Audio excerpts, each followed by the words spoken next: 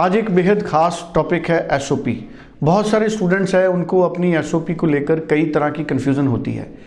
बहुत सारे ऐसे भी कंसल्टेंट हैं जो स्टूडेंट को बिना एसओपी के फाइल लॉन्च करने के लिए प्रेरित करते हैं, लेकिन एसओपी कितनी इंपॉर्टेंट है और ज़्यादातर कंसल्टेंट और स्टूडेंट एसओपी साथ में अटैच करते हैं। एसओपी है क्या? स्टेटमेंट ऑफ पर्पस, इसको डिफाइन करेंगी अनीता भंडराल जी, जो हमारे साथ मौजूद हैं लैंडमार्क इमिग्रेशन से, जसमीत भाटिया जी की टीम के सदस्य हैं। अनीता जी, आपका स्वागत है जी। Thank you sir. Anita ji, मैं चाहता हूं कि एसओपी का A to Z आप बताएं आज, क्योंकि बहुत सारे नए स्टूडेंट्स हैं जिनको अभी जनवरी इनटेक में अप्लाई करना है, मई इनटेक में अप्लाई करना है। हाल ही के दिनों में एसओपी की इंपॉर्टेंस लगभग सबको समझ आ गई है, लेकिन एसओपी को लिखने को लेकर बहुत सारी कन्फ्यूजन है। बहुत सारे स्टूडेंट आज भी कॉपी पेस्ट है, वो एसओपी को कॉपी पेस्ट करके भेज रहे हैं। कैसे इसको आप एक्सप्लेन करेंगे? सो सर, सबसे पहले तो मैं बात करूंगी, if we are talking about only Canada, so statement of purpose is really very important document in your visa application.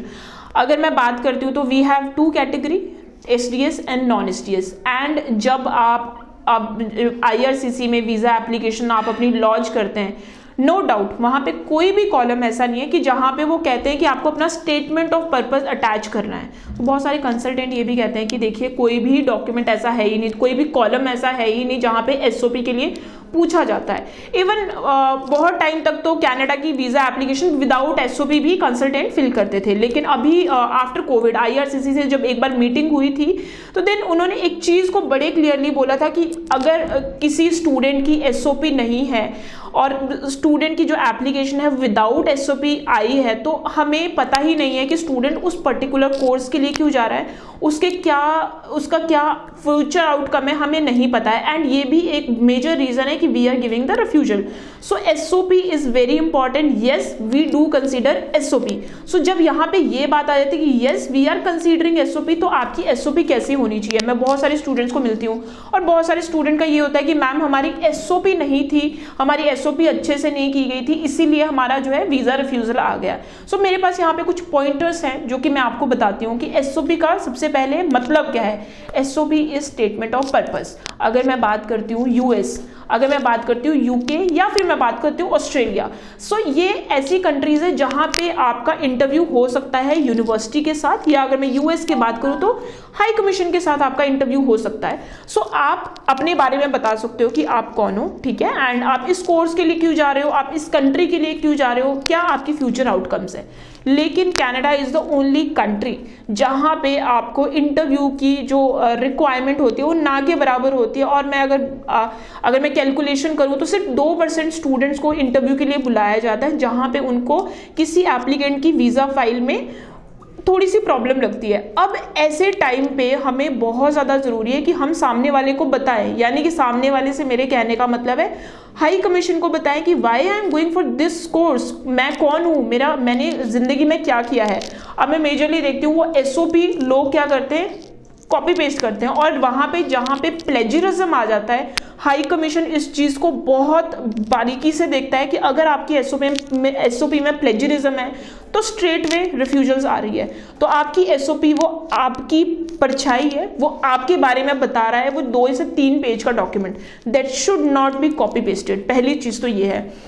SOP में हर किसी की अपनी एक स्टोरी होती है। लेट सपोज मैं अनीता हूँ, मेरी अपनी एक स्टोरी है। लेट सपोज मेरी क्या इंट्रोडक्शन है, मैं किस फैमिली से आती हूँ, मेरे क्या एकेडमिक क्वालिफिकेशन है, मैंने अपनी ज़िंदगी में क्या किया है, और अगर मैं किसी स्पेसिफिक कोर्स को चूज़ करने जा रही हूँ तो वो मेरा खुद का एक रीज़न होगा, उसका सेम आपका भी अपना एक रीज़न होगा। तो सबसे पहले वो कॉपी पेस्टेड नहीं होना चाहिए, आपकी खुद की स्टोरी होनी चाहिए, एंड जो भी सच और जेन्युइनिटी के साथ होनी चाहिए। हमेशा एसओपी को कुछ लोग क्या करते हैं कि 2 पेजेस में या 1.5 पेजेस में लिख देते हैं, ठीक है, लेकिन मेरी रेकमेंडेशन आपको ये है कि that should be in paragraph. हमने अगर किसी चीज़ को पैराग्राफ में लिखा होगा वो सामने वाले को ज़्यादा प्रेजेंटेबल एंड ज़्यादा कन्वीनियंट लगेगा पढ़ने के लिए। सो आपका जब एसओपी स्टार्ट होता है तो your SOP should be start from introduction. आप कौन हैं, आप कौन हैं, आप किस फैमिली से आते हैं, ऐसे क्या सर्कमस्टांसिस थे कि आप इंडिया में कोई वो अपनी जो हायर स्टडीज़ है वो इंडिया में क्यों नहीं ले रहे, एंड आप फॉरेन में वो पर्टिकुलर एजुकेशन क्यों ले रहे हैं। So that can be your in your introduction. अब आप अपने पॉइंट्स अपनी इंट्रोडक्शन में कुछ भी जोड़ सकते हैं, यानी कि अगर आप किसी को बता रहे हो कि आप कौन हो, आप अपने हिसाब से लाइंस बनाते हो ना कि मैंने ये किया है अपनी लाइफ में, किसी की कॉपी तो नहीं करते ना, तो सेम आपका एसओपी भी कभी भी कॉपी पेस्ट नहीं होना चाहिए।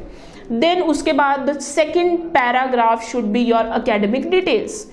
आपने क्या किया है, आपने 10th किया था, कितने आपके परसेंटेज थे, कौन से स्कूल में थे, आपने 12th कब किया था, आपका ग्रेजुएशन कब हुआ, ये तो एक नॉर्मल है जो कि हर कोई लिखता है। अब जब आप अपने during school, university and colleges में होते हैं तो आपकी हर स्टूडेंट की अपनी एक अचीवमेंट होती है। मे बी कुछ स्टूडेंट्स होते हैं जो पढ़ने में बहुत अच्छे होते हैं, कुछ स्टूडेंट होते हैं जिनकी एक्स्ट्रा करिकुलर एक्टिविटीज़ बहुत अच्छी होती है, या फिर स्टूडेंट कई बार होता है कि वो दोनों में एवरेज है बट स्टूडेंट की लीडरशिप स्किल्स बहुत अच्छी है, उन्होंने कुछ ना कुछ अचीव किया होता है स्कूल में, उन्होंने may be student can be very good at जो उनके गेम्स हैं वो सही है। तो वो सब कुछ जो भी आपके स्कूल और कॉलेज में आपकी जो भी एक्टिविटीज़ थी, इन शॉर्ट जो भी आपके प्लस पॉइंट थे, वो प्लीज ऐड ऑन दैट। वो आपके हर इंडिविजुअल के डिफरेंट होते हैं। दैट शुड बी, आपने जो भी अचीवमेंट करी है, जो भी सर्टिफिकेशन लिखी है, you please mention the same in your statement of purpose. So that is your academic detail. वो आपका ये कभी नहीं आएगा आपने 10th इस साल में किया, 12th इसमें किया, वो आपके डॉक्यूमेंट बता रहे हैं। आपको क्या दिखाना है कि आपने अपने स्कूलिंग टाइम एंड आपने अपनी कॉलेज टाइम में ऐसे क्या एक्स्ट्रा एक्टिविटी की जो आपको यूनिक दिखाता है किसी और से। उसके बाद आपका थर्ड पॉइंटर आता है why you are going to Canada and why you have chosen Canada. ठीक है, सो आपका कनाडा जाने का अपना एक रीज़न हो सकता है। मे बी आपको वहाँ की क्वालिफिकेशन, वहाँ की एजुकेशन अच्छी लगती है, मे बी आपको वहाँ का एनवायरनमेंट अच्छा लगता है। ये वाला पॉइंटर ऐसा है जो हर कोई कॉपी पेस्ट करता है। अच्छा, मैं क्या लिखूँ, कनाडा मैंने क्यों चूज़ किया, तो लोग कॉपी पेस्ट कर लेते हैं। Please don't copy paste it. आपके खुद के जो रीजंस हैं वो लिखिए। वो सबसे ज़्यादा जितनी जेन्युइन, जितनी रियल आपकी एसओपी लगेगी ना, उतने आपके वीज़ा चांसेस अच्छे होंगे। देन उसके बाद आता है why you are going for this particular course. Really very important. ये एक ऐसा पॉइंट है जो कि आपका वीज़ा अप्रूवल और वीज़ा रिफ्यूज़ल का एक रीज़न बन सकता है। Let's suppose I have applied for the international business management. मैं 4 लाइनों में लिख दूं कि मैंने अपने बारे में बहुत कुछ लिख दिया, अपनी एकेडमिक डिटेल्स के बारे में बड़ा कुछ लिख दिया, मैंने ये भी लिख दिया कि मैं कनाडा क्यों जा रही हूँ, लेकिन मैं जिस कोर्स के लिए, यानी कि जो मेरा पर्पस था जाने का, जब आप रिफ्यूजल लेटर में देखते हो ना, तो वहाँ पे एक रीज़न आता है, your purpose of visit is not valid, that is the reason visa officer is giving you refusal. ठीक है, ये एक सबसे कॉमन रीजन है। ये वही पर्पस ऑफ विजिट है, यानी कि आपका पर्पस क्या था जाने का, वो पर्टिकुलर कोर्स पढ़ना। आपने क्या अपने कोर्स के बारे में लिखा उसमें। आपको, अगर आप इंटरनेशनल बिजनेस मैनेजमेंट के लिए जा रहे हैं, I am just giving example, आप कोई भी कोर्स ले सकते हैं। आप इस कोर्स के लिए क्यों जा रहे हैं, सबसे पहले आप अपनी रिसर्च कीजिए। जब आप वेबसाइट में, किसी भी कॉलेज की वेबसाइट में जाते हैं, तो हर कोर्स के कोर्स कंटेंट होते हैं। कोर्स कंटेंट के अंदर आप कौन सा सब्जेक्ट पढ़ोगे और ये सब्जेक्ट आपकी प्रीवियस क्वालिफिकेशन से कैसे आपको मैच करवाता है। So this is your relevancy. और यही सब कुछ है जहां पे आप जितने इनपुट लगा सकते हैं आप लगा सकते हैं। सो इसमें आपने ये चीज़ को बहुत अच्छे से एक्सप्लेन कीजिए। सबसे पहले आप इंटरनेशनल बिजनेस मैनेजमेंट के बारे में लिखिए। I am just giving example, आपका खुद का कोई भी कोर्स हो सकता है कि international, what is international business, इसके क्या फ्यूचर आउटकम, और आई कैन से इसकी इस टाइम पे क्या डिमांड है। Then you can start your SOP with paragraph. आप उसको और सब पैराग्राफ इसमें लिख सकते हो कि okay, in international business management I read business studies, I read account management, ये सारे। और उसके अंदर आप कौन सा सब्जेक्ट पढ़ेंगे, ये आपका बहुत अच्छे से एक्सप्लेन होना चाहिए। जब आप अपना पूरा ये कंप्लीट कर देंगे, देन आपके पास पैराग्राफ आता है आपके फाइनेंशियल डिक्लेरेशन, कि आपकी कितनी फाइनेंशियल कैपेसिटी है। कई बार आपके रिफ्यूजल लेटर पे ये भी एक रीज़न आ जाता है कि फाइनेंशियल्स आर नॉट सॉलिड।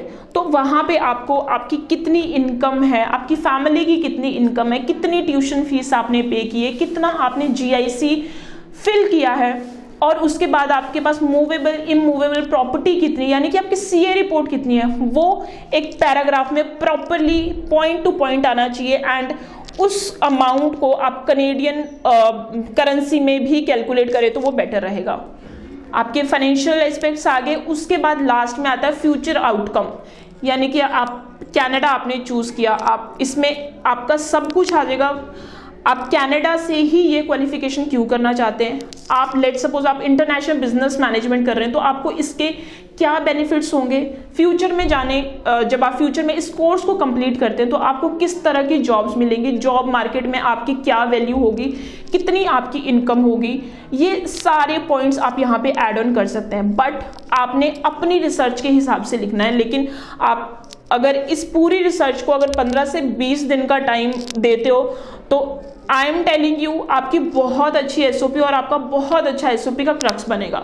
ये कोई कंसल्टेंट अपनी रिसर्च के हिसाब से लिखेगा, बट जितनी अच्छी रिसर्च और जितना अच्छा आप अपने बारे में खुद बता सकते हैं उतना अच्छा कोई भी नहीं बता सकता। तो ट्राई कि आप हमेशा अपने कंसल्टेंट को भी अपना एक एसओपी का क्रक्स दें, अपना एक रीजन बताएं, सो दैट उसके पास एक ग्राउंड हो आपकी एसओपी को अच्छे से लिखने का। अगर आप खुद से लिख सकते हो देन इट्स आपकी प्रोफाइल के लिए बहुत अच्छा है। चलिए, मुझे लगता है कि बहुत सारे पॉइंट्स आपने एसओपी के बताए हैं और अगर स्टूडेंट्स फॉलो करेंगे तो निश्चित तौर पे उनको काफ़ी ज़्यादा फ़ायदा होगा। फिर भी आपको कोई हेल्प चाहिए, कन्फ्यूज़न है, क्लैरिटी चाहिए, 90413 90412 इस नंबर पे आप अनीता जी से बात करिए। Thank you so much. Thank you.